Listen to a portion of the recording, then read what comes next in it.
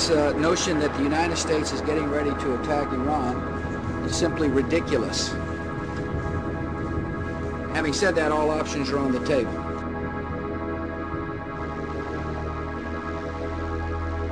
Active pursuit of technology that could lead to nuclear weapons threatens to put a region already known for instability and violence under the shadow of a nuclear holocaust.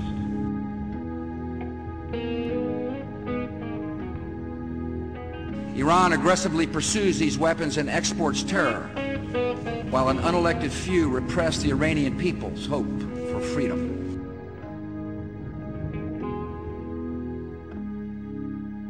Welcome. Good morning. Do you know that Israel has nuclear weapons, Mr. Vice President? Does Israel have nuclear weapons?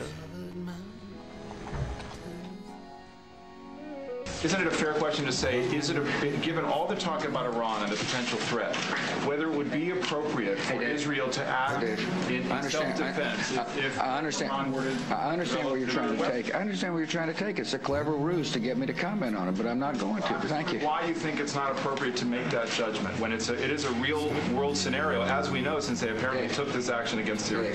Same conference. Once Iran goes nuclear, other nations in the Middle East will go nuclear, making Israel's neighborhood much more volatile. Senator, doesn't Israel have nuclear weapons, and doesn't that create volatility? And doesn't it cause resentment? That's part one. Doesn't Israel's possession cause volatility?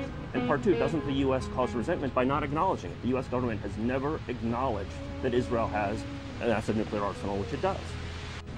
Diplomatic process to deal with this issue in Iran. But you're not acknowledging that Israel has nuclear weapons. Senator, you're not acknowledging that Israel has nuclear weapons. Excuse me, I can't hear him. I'm sorry. Sir, you didn't acknowledge that Israel has nuclear weapons. Doesn't that cause more resentment?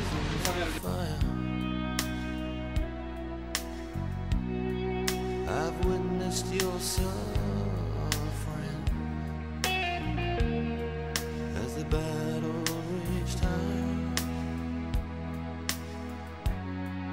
and